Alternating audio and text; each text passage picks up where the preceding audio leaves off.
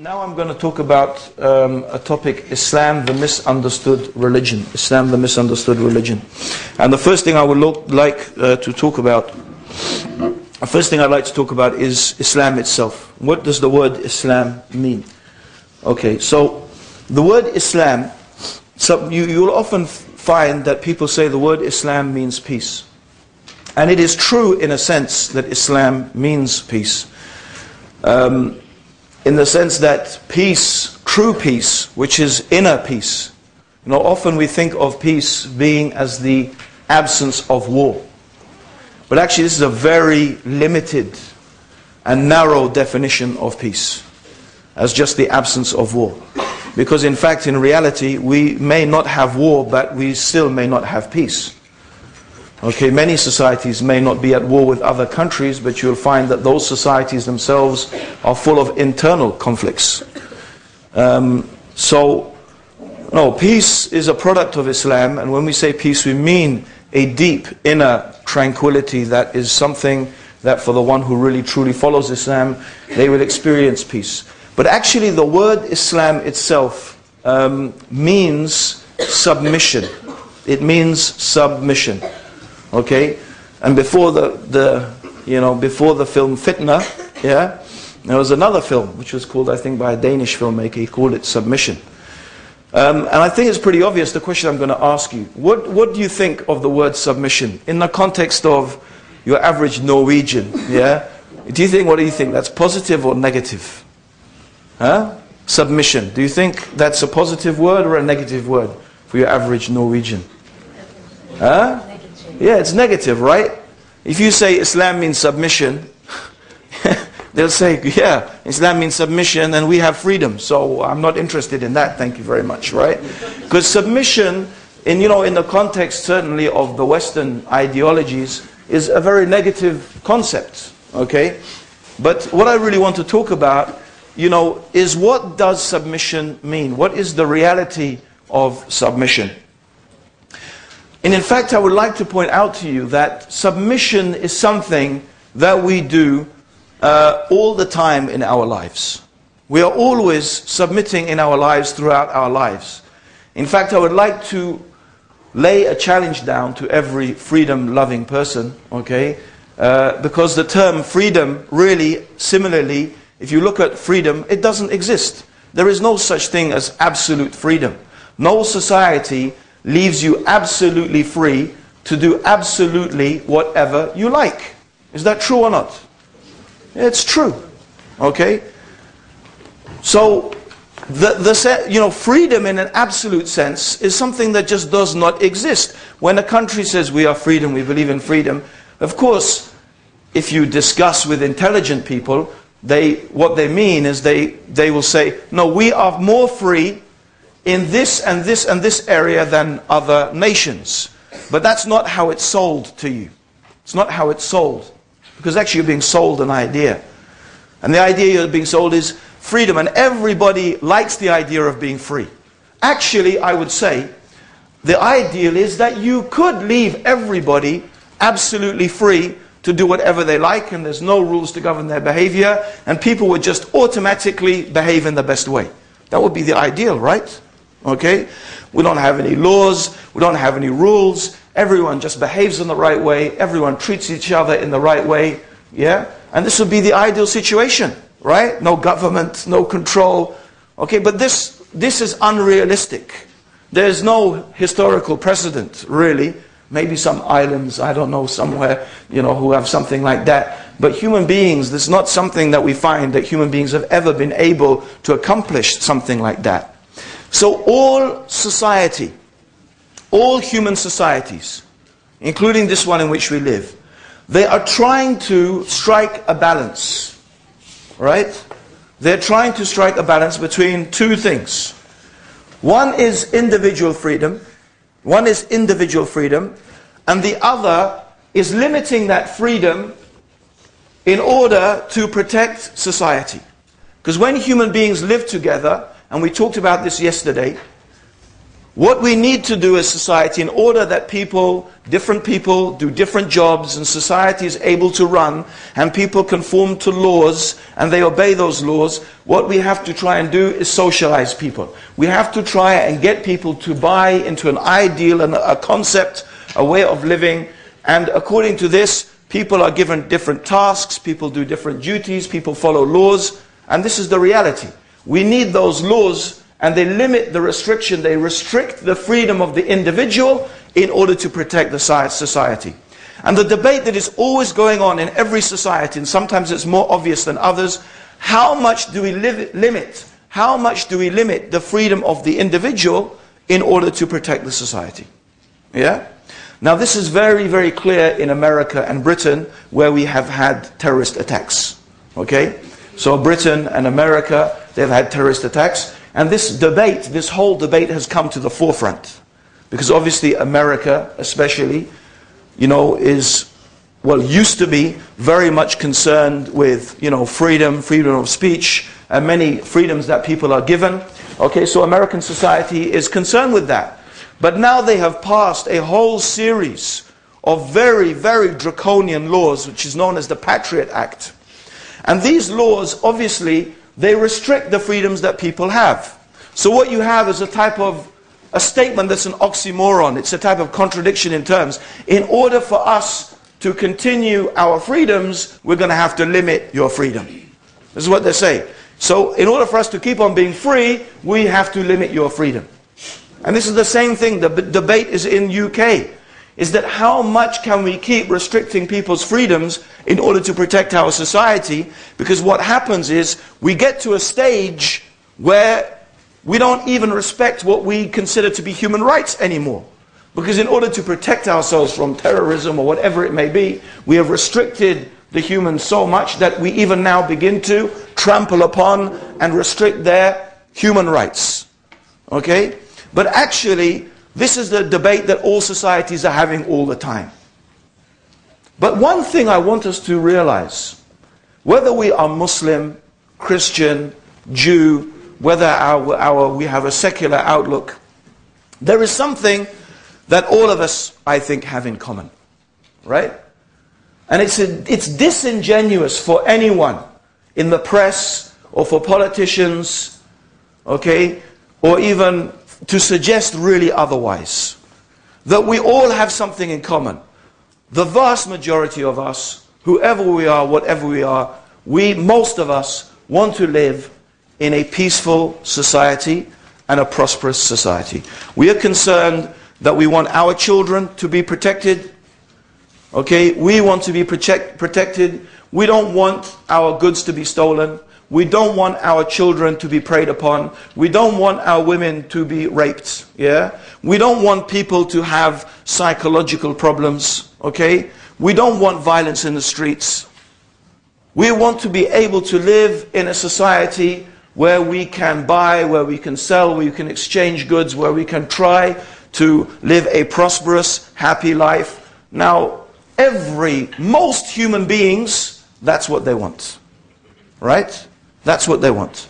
Muslims are not any different. And for anyone to suggest that Muslims want anything different, or that Islam itself as a religion teaches anything different, is at the very least disingenuous. At the most it is perhaps plain evil. When we are talking about Islam, the misunderstood religion, One of the things that I like to point out to people, and actually a documentary maker in England did this. The press in England has actually, over the years, invented pure lies about Muslims. I mean, I am saying pure lies. And one documentary maker, he actually commissioned a university study to look at the news reports about Muslims and to actually analyze them and actually trace down and question the people whom they had been claimed. For example, Muslims want Christmas banned. Yeah? This comes up again and again. Muslims want Christmas banned. In such and such council, in such and such province, yeah? Muslims demanded that Christmas trees should not be such and such, right? In fact, when the journalist went and they actually interviewed the council said, this is absolute rubbish, no such thing happened, right? All that happened was one Muslim was asked to come to a Christmas party and said, I'm sorry, I can't come to the Christmas party or something. And from that was really a total lie. For example, another type of lie is Muslim in hospital demands that his picture is taken down from the wall, right? Okay, I mean, I hear this is something that someone had. Maybe it happened, but there are stories like this which they were discovered were actually absolute fabrications, lies, right? The other thing was Sharia law. Muslims want to implement Sharia law, okay? And then what did they do? They went around, they actually did a poll and they interviewed Muslims and they said, do you want Sharia law in England, right? And they found like 40% of Muslims said, yes, they want Sharia law in England and this and that. So they came with these statistics, okay? And there was a big hullabaloo about Muslims want Sharia law in England, okay? And actually what this journalist did is he took these headlines and all he did, something very simple. He took out the word Muslim and he put the word Jew. That's all he did. He took out the word Muslim and he put in the word Jew. And then he went on the street and he showed people, Jews want their own law. Jews want to be able to practice their own laws. Same headline, but the word Muslim was taken out. And he said, what do you think of this headline? They said, that's very racist. That's anti-Semitic. That's inflammatory. Right? Okay? Jews want Christmas banned. Oh, that they shouldn't say that about Jews, yeah? I mean, all the headlines he went, and he showed them a whole series of these headlines. They just replaced the word Muslim with Jew. And then he went and said, actually, those were not real headlines. Here are the real headlines. And he showed them what the papers had said. And you should have seen the faces of those people, right? Looking ashamed of themselves. Ashamed of themselves, right? I guarantee you, brothers and sisters, and whoever's here is not a Muslim, anything you have against Islam, I can find something worse in the biblical law, which Jews adhere to and they believe in. In fact, there are so many death punishments in the biblical law, I can't remember, I haven't counted them. One of them is breaking the Sabbath. The punishment for breaking the Sabbath is death. The punishment for hitting your parents, according to the Judaic law, is death. Hitting your parents is death. Right? But we don't find anyone going out and, you know, Jews claim that you should kill your parents. Yeah? You know, Jews claim you should slaughter your children for touching their parents. Yeah? And stuff like that. Because quite rightly, I have to say, these type of words and these type of statements, right, are inflammatory. And we all know, and we should all know, where did 150, 200, 300, actually it's a long more time than that. Okay? Actually this type of attitude towards Jews started a long, long time ago in Christendom. But it all ended up after, by the way, a lot of years of massacres of Jews. The Jews were not only massacred by Hitler in the concentration camps. If you look in European history, Jews have been slaughtered throughout European history. Okay? That was just the most nasty and the most dramatic of them. But what came behind the slaughter of the Jews was years and years of propaganda, anti-Semitism. And in fact, if you look at the type of stuff that people are saying about Muslims today, it is exactly the same type of things that were being said about Jews in the past. Exactly the same type of things. Okay? And this, actually, in my opinion, is a very nasty streak that exists within Europeans. Despite all of their claims of tolerance and all of their claims of being open-minded and this and that, there is a very nasty streak, a nasty anti-Semitic streak that runs throughout European history. And this type of propaganda that we find against Islam is just another branch of it. It's just another version of it. The Muslims are the new Jews. We are the new ones that these people with this very nasty streak in them, they have found. They always like the alien, the other, to pick on. In the past it was the Jews, today it is the Muslims. Because fundamentally, for 90% of Muslims, okay, the reality is that they just want to live a peaceful life. They want to benefit from what they can materialistically from society. And in fact, in general, they want to contribute to the well-being of humanity. We want to live peaceful lives for us, our families, and our children.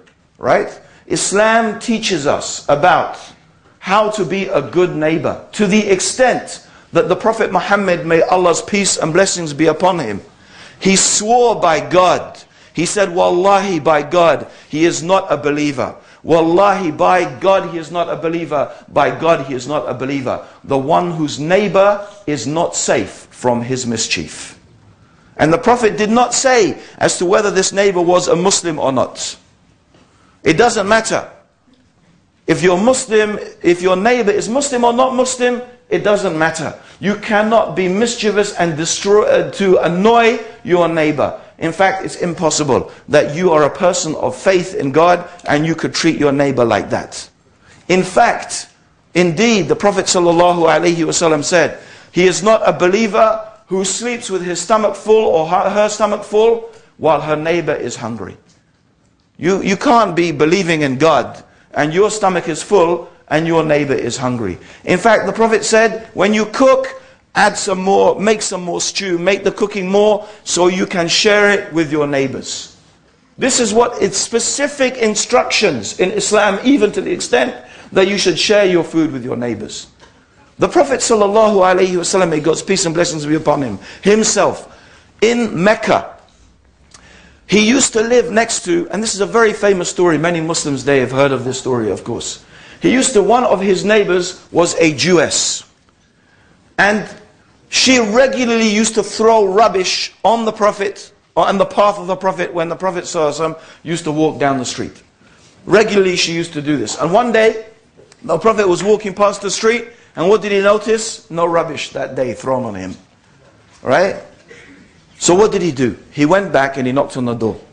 And the maidservant of the house answered the door. And he started asking, you know, is your mistress okay? Is she well? Is there anything I can do for her? You know, I'm her neighbor. I live just close by. If there's anything I can do to help her, please just let me know. Okay? Something along these lines. Okay?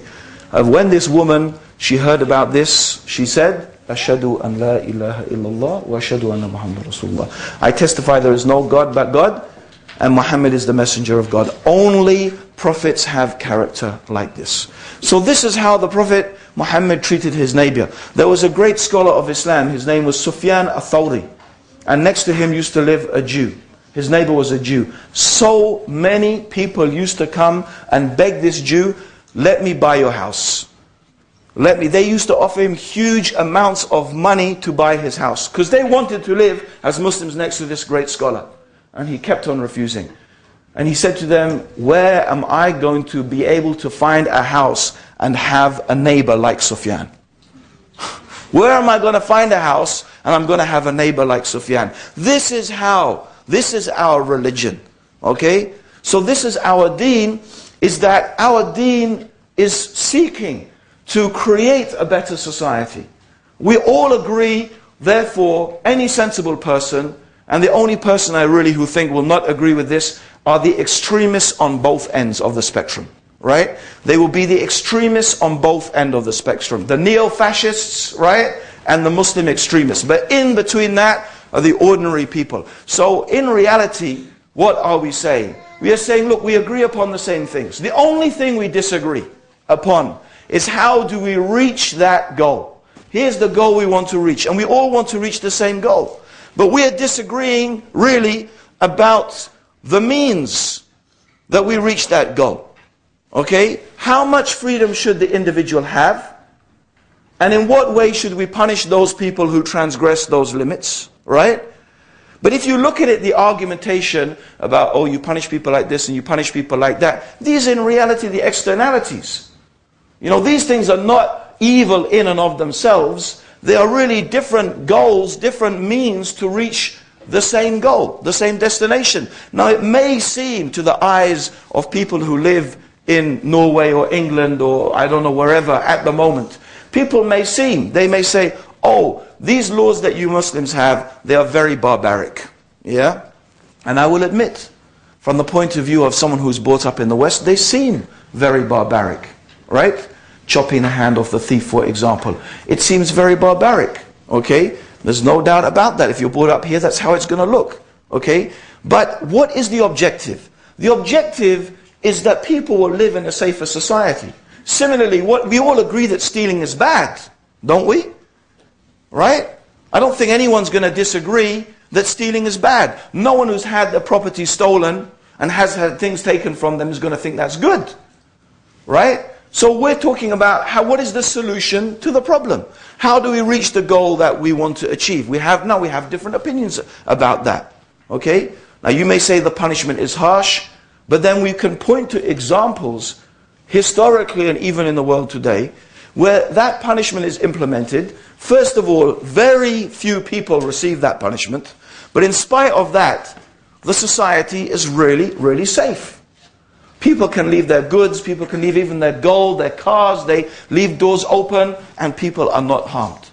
Even in England, in UK, I recently, just the other day, had my bike stolen, okay, from the back of my garden, right? And my wife was going around, okay, knocking on the doors of neighbors, and so many people said we've had the same problem, right? And my wife, she's actually sometimes a bit more fiery than even me, and I have to say, calm down a bit, you know, and whatever, right? And she was saying to the neighbor, you know, I think we should probably chop their hands off, it's a good thing. The neighbor's going, yes, that's a good idea, right?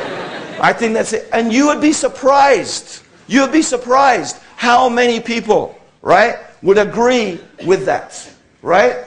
You see, in Islam, it's not about some mad Muslims as hordes going around, jumping on some person they think is a thief and just slashing their hand off like that. And, we got him, here's his hand. You know, like in that film, what's that film, that superhero? I forget it now. Anyway, I just saw like 3 seconds of it, and he sharpens this thing and he chops the hand off this terrorist, you know, he comes with the hand. And, what's it called? I don't care, but anyway. The point being is that you'd be surprised how many people would say, yeah, you know. Because what? Really, seriously. Okay, in Islam, we're not talking about gratuitously just, you know, amputating people's hands. No, it's not like that. It is a legal process, like any other legal process. No one gets punished or should get punished according to Islamic law until they have gone through the proper legal process, just like any other legal process. They have to go to court, they have to go to the judge, right? And you see, the baby's agreeing, okay? Yeah, okay. And, you know, and just like any other legal process. And there are conditions. There are conditions. For example, if the person who stole, right, is stealing out of some great need or necessity like hunger, extreme hunger, or, you know, there is some severe family problem and, you know, whatever. I mean, no, the punishment is for people who are gratuitously stealing. That's just, they just steal because that's what they do, not because they have some need. So there are conditions that have to be laid down, just like every other punishment. But we have to ask, yes, it may seem to us, right, that it is, you know, severe. And so on with many of the Sharia punishments. But in reality, we also have to be honest, and we have to look at society. You know, and I don't know much about Norwegian society, but obviously I live in, I live in London. And the part of London where I live, okay, every single week we are hearing about kids who are shooting each other, who are stabbing each other, who are killing each other. We hear about perfectly innocent people being beaten to death by gangs of youth, literally in front of their daughters, in front of their children, right? It's actually becoming so common that now they don't even half the time bother even mentioning it in the newspapers, right? I mean, this is the question. You say that these punishments are violent and these punishments are harsh, right? But what is happening to a society? What is happening to our societies? How about those people who are being beaten and stabbed and killed, right? How about those people who are having don't they have rights? Don't they have the right? Isn't the purpose of law to protect the society? Isn't the purpose? So when you send people to prison, right? Now you may argue, and you see, we all want to achieve the same thing. We all want a peaceful society. But you will say, no, we are humane. Okay? We don't do these barbaric things. Okay? Well, okay, fine. That's, in my opinion, just polemics, right? But what do? You send people to prison. I don't know about Norway, but let's talk about England, for example, right? If it's the same, you'll know what I'm talking about. What happens in prison? Most of the time. Most of the time when people go to prison, right, they sit down with other thieves, other criminals, and probably they'll sit down with people who committed worse crimes than they even did, right? And what do? They sit there feeling, oh, I'm so bad, I shouldn't have done that, I'm going to be a good boy next time, right? You know what they do? They sit down with the other thieves and criminals, and those other thieves and criminals teach them how to commit crimes, right? If he didn't know how to pick a lock, by the time he's out of prison, he'll know how to pick a lock. If he didn't know how to break out a window, he'll know. Because you know what? He's gone to a university of crime. No, it's serious. He's gone to a university, or she's gone to a university of crime. And so when that person comes out, are they thinking, oh, I'm not going to do this? No, they say, I'll do it better. I'll do it better next time, and I won't get caught because I've learned some new tricks that I didn't learn before. Now you tell me, does this stop the thief from stealing? No. 80% people reoffend. Does it protect society? It doesn't protect society. In fact, you've just made society worse. Right? So, let's just forget the polemics. Right? Let's forget the polemics. Let's be honest. Right?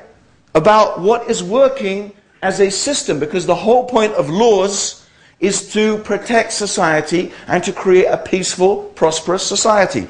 You know, everyone, I tell you something.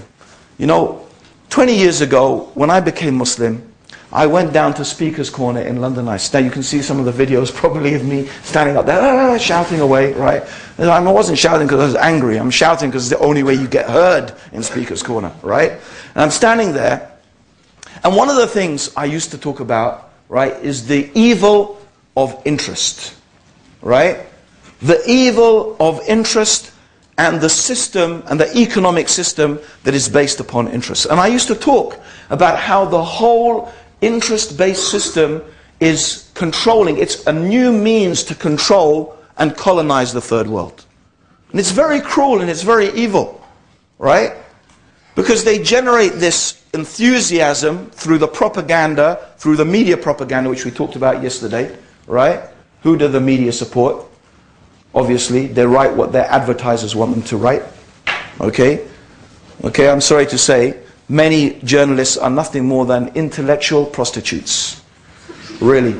They have intelligence, but they prostitute it to whoever is going to pay them. And you'll see, they will change their mind. One day they will be writing this, next 5 years they'll be writing that. Whoever pays them, they'll write for them. Right? And who is their paymaster? The newspapers and the magazines that depend and rely upon what? Advertising. We went through that yesterday. Okay? So, these banks, they create this, not the banks, but the society, through this propaganda, through the media, they go to the third world, they create in the minds and hearts of these people a perceived need for products they actually don't need. But they create that desire. So what do they say to them? how do you get these products? How do you get them? Well, you know, if you want to buy our goods, yeah, if you want to buy our sophisticated Western goods, of course we're not going to accept, you know, I don't know, whatever the currency is, you know, Kenyan shillings or, you know, shells or I don't know what people. No, we need real money, dollars, pounds, right? But if you want, you know, dollars and pounds, we'll tell you what you need to do. What you need to do is you need to grow cash crops, things like coffee, cocoa, tea, yeah? And what you do is then you sell them to us. Now those things are valuable to us and we'll give you dollars for that, right? So what do people do? Is the land that the people used to use to feed themselves for agriculture, yeah? They then convert to cash crops. Huge swaths of land being converted to cash crops. But of course what they don't tell all of these poor people is they're telling every other poor person to do the same thing. So what happens, according to the economic system, when you have a glut, right, of any particular product, right? You have an over, you know, if you have too much coffee, too much cocoa, too much sugar, too much tea, what happens? Supply and demand, right? The cost goes down. The price is less, right? So you have all of these people producing these cash crops, but there's so much of it in the market. So these people who thought they were going to get nice money for it, what do they find? Lo and behold, they're not getting so much money for it. Okay? The money they're getting is less. But they've turned their arable land into cash crops. And now what starts to happen? That people start to get hungry. The food that the land they used to grow food on, they're not growing food on that anymore. They're growing cash crops. They don't have any food. And who comes along? The great compassionate Western nations. They come along and they say, don't worry, we've got heaps of grain, we've got heaps of food, we've got stuff, you know, you just need to buy it from us, we'll sell it to you. Right?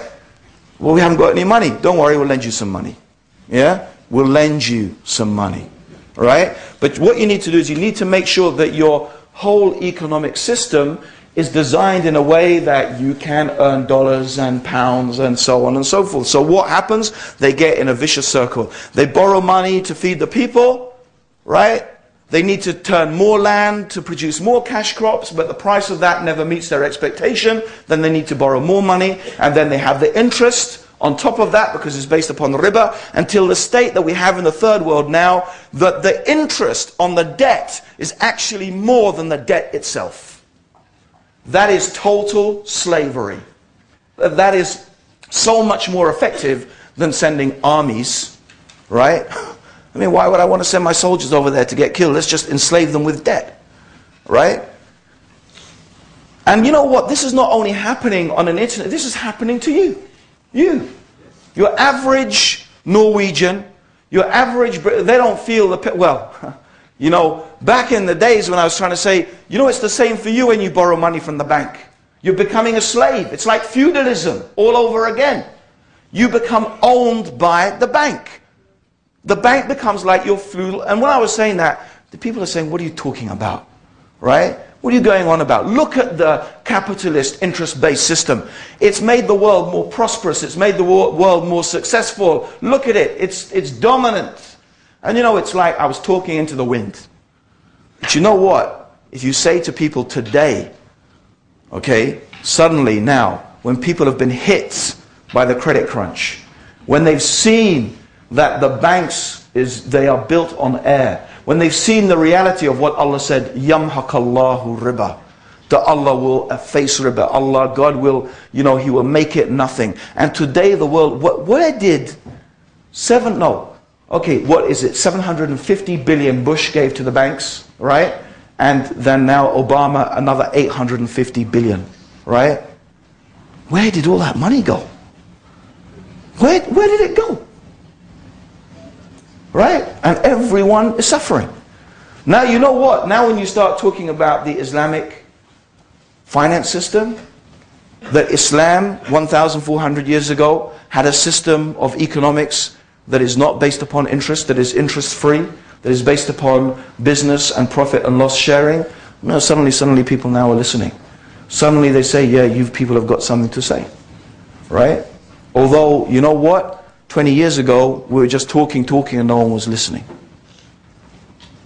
So the point here is that really, what do we want? We want the same thing.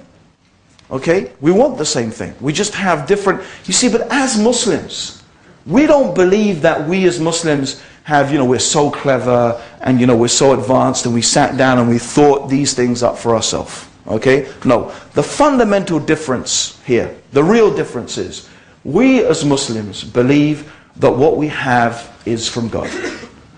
We believe we have knowledge that is from the creator of the heavens and the earth, the one who created us and knows us. He knows our desires, he knows our needs, he knows human society, he knows how we will react to certain things, he knows how we will respond to certain things. God knows what punishments work and what don't. God knows what environment human beings need to live in to have the most prosperous and peaceful and successful society, and where they can live in the best manner, because God created us, right? So this is what it is based upon, right? Our belief is based upon that, and that's really what Islam then means: submission to God. We all submit in our life. We all do things. What is submission anyway? Let's examine submission, right? When you submit, what does it mean? You give up something that you want or you desire, right? And you give it up in order to do something that someone else wants and someone else desires, right? Now I'm sure that, okay, I guess that everyone in this room has parents or a parent, right? Or a carer who looks after them, yeah? Or who has had that in their life, yeah? Okay, most of us have, right? Even if we were unfortunate enough to go to an institution, still applies.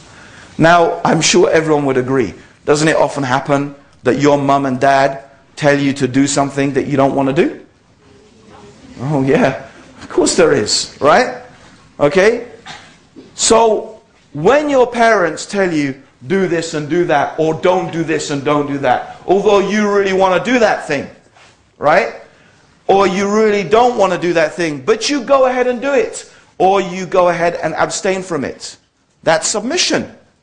You're giving up what you want, right, in order to do something that someone else wants you to do. So you're submitting. You are submitting yourself to the will of your parents, right? Now, there are three different ways that people submit. Either we submit, right, out of love. We submit out of love. We submit because we love those people, we love that person, and we want to please them, and we want to do, we want to do something, and we all do that, right? If you're married, that's what it's all about, right? You don't want to do the washing up, you don't want to do the cooking, talking about the men here, actually. But you know what? Your wife needs help, right? You may not want to do it, but you do it. She asks you to do this, to fix that, to fix this, but you go ahead and do it. Why? Because you love your wife. Right? You love her. You love your kids. Right? You love your parents. So sometimes you do things out of love. But sometimes you do it out of fear. Sometimes you submit out of fear. Why don't we break the law? Why don't I just park my car? Why don't I park it in the middle of the street? Right? I used to do that in Egypt. Literally. Right? You park your car in the middle of the street. You go to the policeman. And you said, here's wahid guinea. Here's £1. Guard my car. He will stand next to your car for 3 hours, right? And he will guard it personally for £1. And by the way, in those days, £1 was a lot for a policeman, since his monthly wage was like, I don't know, £5, right? For us, nothing, right? So, can you just park your car? Okay, Norway, right? What happens if you park your car in the middle of the street? Huh? I know, I've seen a lot of cars parked weirdly in Norway, but what happens generally? Huh? You get fined, right? Is that it? They take your car away? Do they have a tow it away and stuff like that? I don't know, maybe people are really chilled out in Norway, right? But in England, my God, any little infringement, your car is parked on a yellow line, this or out of the zone, that's it. Kick it, towed away, clamp, right? Sometimes the fine you have to pay is more than the price of your car, right? Okay? So what makes you not do that? It's fear. It's fear. You're motivated by fear. I'm afraid of the result. I'm afraid of the punishment. I'm afraid what's going to happen to me if I break this law. So therefore, what do? You submit. you follow the law because you're afraid of what's going to happen to you if you don't. Right? And sometimes you submit out of just knowing that that's the right thing to do. You go to the doctor. The doctor says, listen, I'm sorry, but you got cancer. I have to operate on you. If you don't, you'll die in 2 weeks. Now, who actually wants to be cut open? Right? Does anyone actually want, oh, let me see, what shall I do for fun today? Let me get myself cut open. All right? Okay? Unless you're some gangster who wants some scars to show off, right? Okay? But apart from that, you don't want that, right? But you know what? You know the doctor's saying the right thing. You know this is the right, so you submit because you know that that's the right thing to do. It makes sense. Right? Now, if there's any other reason why people can submit, I don't know. But those are the 3 reasons. So we're all submitting throughout all of our life to someone or something. Right? You never, in fact, I would challenge you to find a single moment when you are not submitting to someone or something. I mean, you can't, because as a human being, you have to submit to your biological desires. You have to breathe. Your heart has to pump, blood around your body. You're always submitting to someone or something. You just never escape it throughout your life. So submission is the reality. Of course, there's some things we submit to by choice, because we choose to submit or not to submit. Right? So we're all submitting. But what is Islam saying? Islam is saying the one that we should submit to really, in reality, is our Creator, is God. Because whoever you love, God has more right to your love. Think about why you love people. Think about why you love your parents. Think about that. Well, God created your parents. God created your wife. God created your husband. Whatever it is that you love, God created that. So surely you have more reason to love the one who created those things than those things themselves. So God has the most right to your love. So therefore, surely doesn't God have the most right to your submission? Doesn't He have the most right that you should give in? Right? To do what is pleasing to Him? To please Him? Yeah. See? Agreement. The one that counts, the baby. Okay? And how about fear? Yes, fear. I'm not going to shy away from it. I'm terrified of God. Whatever most terrifying thing you can think of. The most terrifying pain. And, I don't know who's been in pain. Any woman who's given birth to a child knows what pain is, right? And they say gout is more painful than childbirth, right? It's like gout is like a rheumatism, severe form. So we've all experienced pain. How about emotional pain as well? Loss. You know what? And that pain's a reality in the world, right? So that pain, whatever that pain is, similarly, that's something God has control over. And God can subject you to even more pain if He wants to, right? If He wants to remove it, He can remove it. So yeah, I'm afraid. You should be afraid. God has more right that you should be afraid of Him than anything else, right? And how about intelligence? How about wisdom? How about following something because it's wise? Well, God is the most wise. He knows everything. If I'm going to decide to submit to something because it's sensible and it makes sense, then God has more right that we should submit on that basis. God's knowledge is perfect and ours is imperfect. So this is the logic behind the essence of Islam. I don't think that any person would argue with the logic of it, right? The Quran actually says, if this book is from God, if this book is from God, who else but a fool can reject it? So, I mean, from the premise, at least take the premise, that if the Quran really is from God, surely any sensible person would agree, right, that the only choice we have is to do what the Quran says, right? If it is from God, and we can argue about whether it's from God. And see, this is the point. People argue, oh, your religion says this, your religion says that, it's got this punishment, it's got this thing, it says you should treat this person in that way, right? But you're missing the point. Because for the Muslim, it's all irrelevant in a sense about these details, right? Because if we believe it's from God, if we believe it's from the Creator, right? Then that's what I have to do. I have to submit myself to what the Creator teaches, to what the Creator says. That's what it's about. And it may or may not make sense to me. But surely I can recognize that God understands me better than I understand myself. And I'm sure how many people in this room, it's happened to them in their lives. Right? There's things your parents have told you. I mean, anyone who's got kids know that. Don't do that. But how many kids, even 10-year-old kids, think they know better? Right? Let alone if you've got a teenage son. Right? Or daughter. Right? You know, you're trying to tell them, you know, don't do this. It's just not the right thing to do. No, they know better. You don't know what you're talking about. You don't know, right? You haven't lived the life that I've lived, right? You know, you don't know what it's in the street like that, out there, right? Yeah. Because as we're facing all the things, man. Right? It's like, okay. You know, and then what is it? You know, Dad, you were right.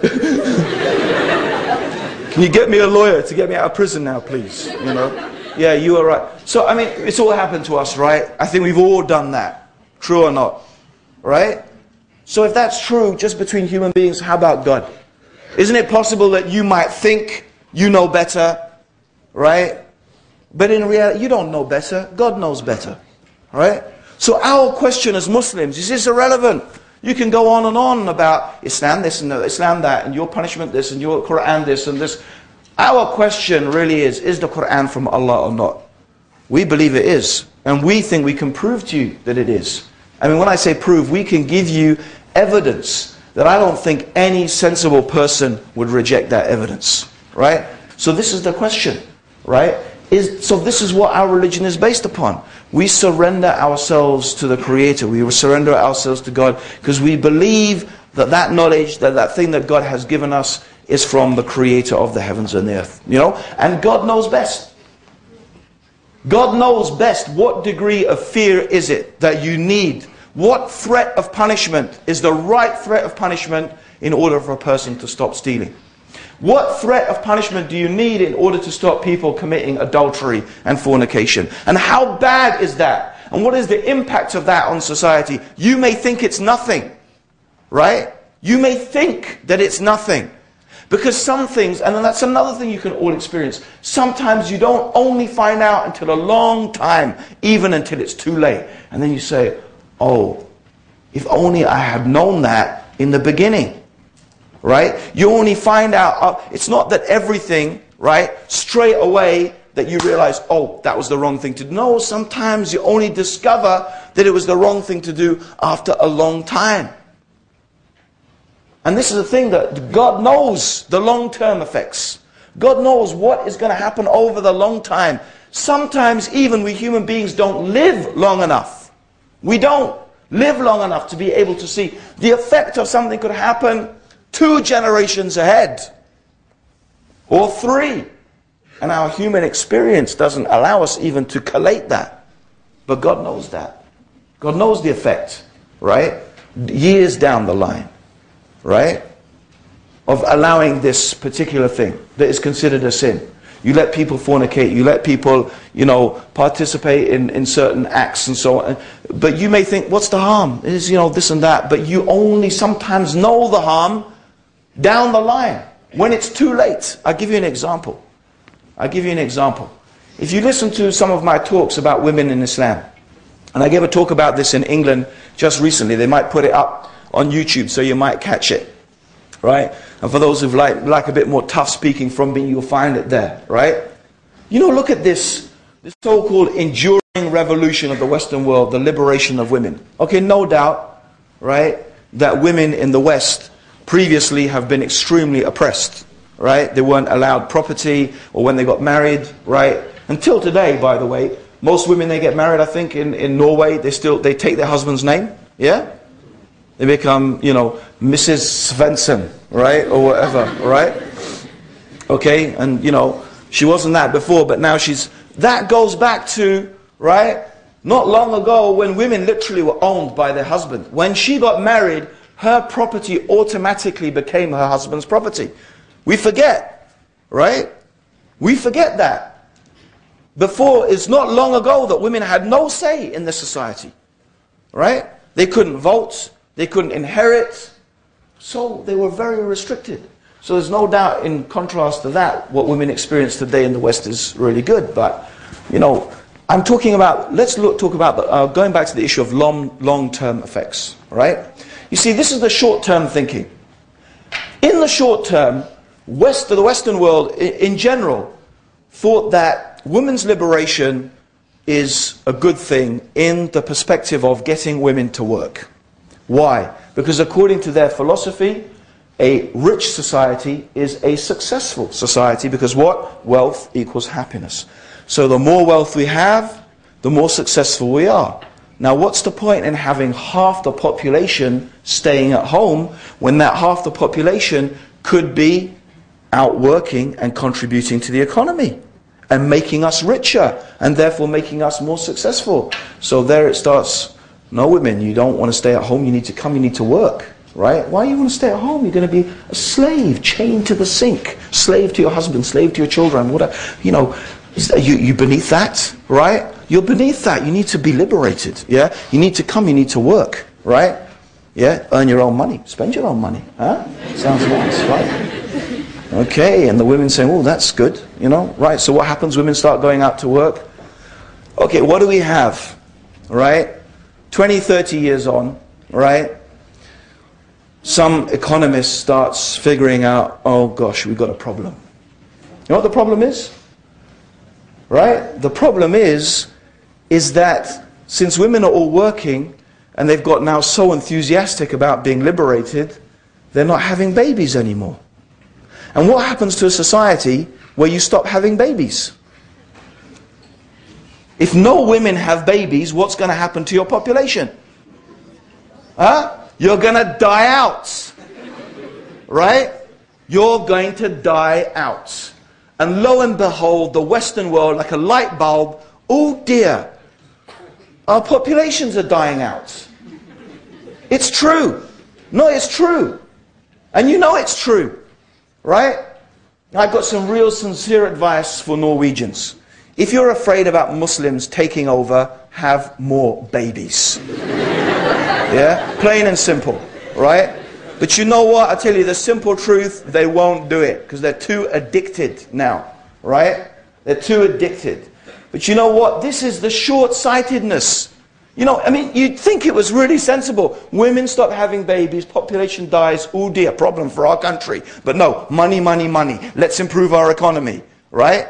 I mean, it's ridiculous. It's so simple. Right? But that's it. You only discovered that 2 generations. And you know what? Economists now, they realize that when 30% of your population reaches the age of 65, which is retirement age, the economy of your country is no longer viable. Because the amount of money you need to spend on pensions and caring for old people exceeds the amount that your economy can generate. And that is exactly what is happening in Europe now. Right? And believe me, I want to tell you, brothers and sisters, yeah? They say, oh, we let you Muslims come here. Right? We let you come here. And you don't even respect our ways. Right? Yeah? Rubbish. Right? They need you so bad. Right? They need you. They need new people in order to repopulate the country and continue the economy. That's what they need. Right? That's what they need. Right? And you know, they would love to have white, blonde people like them. Right? But the problem is, Eastern Europe has a worse population problem than them. Right? Their demographics are even worse. Generally, in the industrial countries in Europe, they don't have enough people to repopulate. Okay? And England is an exception. You know why England's an exception? Because the immigrants are having more babies than everyone else. That's why. Right? So don't be fooled by this, oh, you better be grateful, right? Take off your hijabs, right? Anyway, you'll just fall into the same problem that they've fallen into. You'll get liberated, we'll stop having babies, and then we'll die out, which is maybe what they want, I don't know, right? But anyway, the point being, apart from, you know, the silliness of it all, right? Apart from the silliness of it all, the fact is, all I'm trying to illustrate by all of that, right? Okay? And it actually goes back to my point. Anyway, to finish that, what I'm trying to illustrate is how you can think short term and you'll only realize when it's too late the mistake you made, right? But you know what? If we'd only followed the guidance of God, right? And you know what? You don't even need to be a Muslim. It's there in the Bible as well. As Christianity used to teach that. Go forth and multiply. Christians used to be concerned with having lots of kids because that's not because that's what God said. They didn't know about economics. Right? They didn't know about economic theory. They didn't know about population demographics. They did it because what? God said do it. Right? It's the same. Right? But you leave the guidance of God for the limited, very limited, confused notions of human beings and see what you end up with. Right? And this is by no means, by the way, I want to counter something. I am not saying that women shouldn't be educated. Actually, women should be more educated than men. And the reason is, okay, the reason is because the one who teaches the children and who imbibes with them morality and who teaches them and the future generations are the women. Okay? Women have skill sets that men do not have. Vocabulary, with me being the exception, okay? They have vocabulary skill sets, okay? They have the ability to communicate. And that's actually why in many places in the workplace women do very well, is because they have very good communication skills. Okay, and we live in a society that's very much not industry based anymore, it's communication based, right? But those skills are built there by Allah. Actually, it's interesting, in some of these things, even if you believe in evolution or you believe in God, you actually come with the same results. You come with the same results. You know, evolution will tell you that women are, you know, biologically programmed for that. And actually we believe that Allah created them. So the result is the same, right? And so this is the thing. We believe, no, that Islam has the wisdom. Islam is not saying women can't work. And Islam certainly does not say that women should not be educated. And, you know, anyone, I don't care how big his beard is, right? Goes around saying that women should not be educated and we should blow up their schools. He is mad. He is insane, right? However, I don't really necessarily believe, in fact, I don't really believe what I read in the newspapers at all, right? But that's certainly not from Islam. Women should be educated because they need to teach the next generation. That's very, very important, right? Okay? And so Islam is really encouraging that, okay? And Islam has this division of labor, okay? That's right. God has made men the maintainers and protectors of women. It's the division of labor. And it's actually the most efficient way. For Homo sapiens succeeded primarily because they divided labor, according to evolutionary theory. And Neanderthals failed because they didn't. Neanderthals failed because basically men and women did the same thing. Homo sapiens succeeded because they divided labor between men and women. Right? Check it out. Interesting. Which makes, you know, European heading towards Neanderthal times, right? Okay? So, according to their theories, okay? So, brothers and sisters, the point being, all I'm trying to illustrate is the benefit and the wisdom of following the guidance of God in our affairs, okay? So, this ultimately leads us to conclude, right, that the real question we have to ask, the reasonable question that needs to be asked, okay, is what is the best way for us to reach the goals that we all have? We have the same goals. Right? Now Muslims are quite happy to live in Western society, and we will be good citizens and we will obey the laws of the country, and by and large, I mean, that is exactly what our religion teaches us to do. Right? It may not be God's law, but God tells us that we have to respect those laws in the country in which we live. And we have to respect the government, and we don't believe in